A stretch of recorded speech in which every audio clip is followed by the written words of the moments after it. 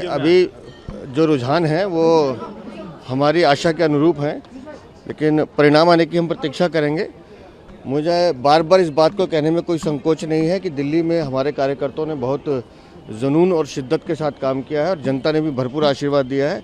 जनता को भ्रष्टाचार और विकास का मॉडल चुनना था, तो उन्होंने प्रधानमंत्री श्रीमान नरेंद्र मोदी के नेतृत्व को सलाम किया है और ये जीत हमारे राष्ट्रीय नेतृत्व की, माननीय प्रधानमंत्री के काम की जीत है होगी, जो मुझे ऐसा लगता है।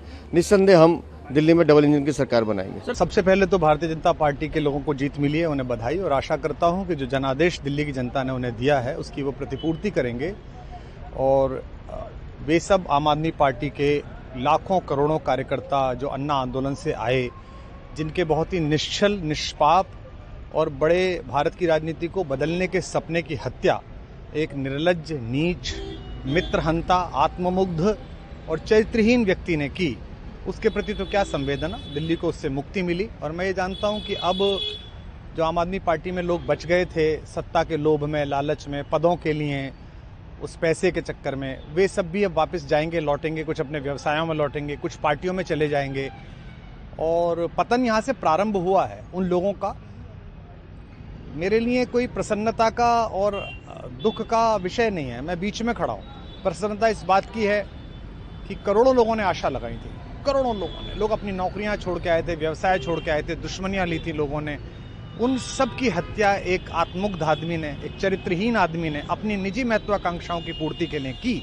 उसको दंड मिला, ईश्वरीय विधान से दंड मिला।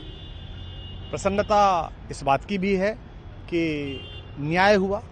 आज जब कहना नहीं चाहिए, लेकिन आज टीवी पर जब जंगपुरा का निर्णय आया और सामने दिखाई दिया कि मनीष हार गया, तो सदा तटस्थ रहने वाली और राजनीति से विरत रहने वाली मेरी पत्नी जो है, उसकी आंख में आंसू आ गए, वो रोने लगी, क्योंकि उसी से उसने ये कहा था कि अभी तो है ताकत, और उसने कहा था भैया ताकत सदा तो नहीं रहती। तो ये अहंकार आशा करता हूँ अगले लोग नहीं करेंगे, जो बाकी दल है वो नहीं करेंगे, इससे सबक लेंगे।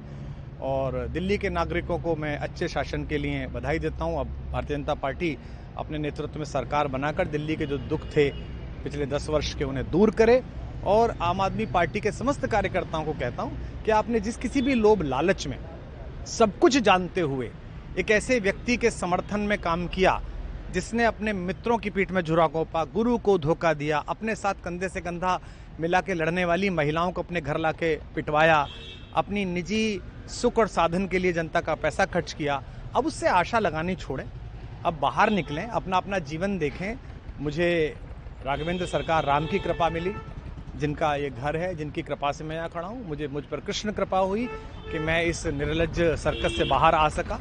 मैं उन सब से भी अच्छे भविष्य की कामना करता हूँ कि वो कोई गंदगी ना फैलाएं कहीं भी, वो लौट जाएं अपने शिविरों में। जिस तरह माधव को, कृष्ण को दूत देख कर भी भरी सभा में अट्टहास करने वाला दुर्योधन जो ये कहता था सुचिग्रम नैव दास्यामि बिना युद्धे न केशवः, बिना युद्ध के 5 गांव भी नहीं दूंगा, आज वो अपनी सीटों के लिए तरस रहा है। और मुझे पता है कि इस दुर्योधन का अंत भी टूटी हुई जंघा के साथ बड़ा ही दारुण होगा और भारतीय राजनीति एक कलंकित अध्याय के रूप में इस बौने दुर्योधन को और इसके दरबार के तमाम शकुनियों को याद करेगी। मैं उनकी मुक्ति की कामना करता हूं कि ईश्वर उन्हें इस दुख से बाहर निकाले और समस्त लोगों को बधाई देता हूं कि चलिए अंततः न्याय हुआ।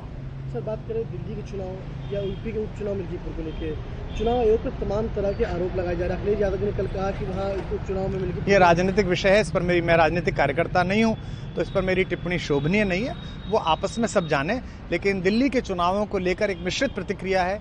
दुख है कि अन्ना आंदोलन से एक ऊर्जा जो पैदा हुई थी, जिससे देश में एक सकारात्मक बदलाव हो सकता था, एक वैकल्पिक राजनीति हो सकती थी, उसकी हत्या एक अहंकारी आदमी ने, एक आत्ममुग्ध और असुरक्षित आदमी ने कर दी।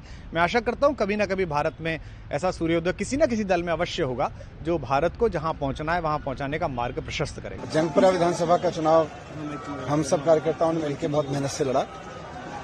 जंगपुरा विधानसभा के लोगों ने भी बहुत प्यार, मोहब्बत, सम्मान दिया, लेकिन 600 वोट से, लगभग 600 वोट से उसमें हम पीछे रह गए।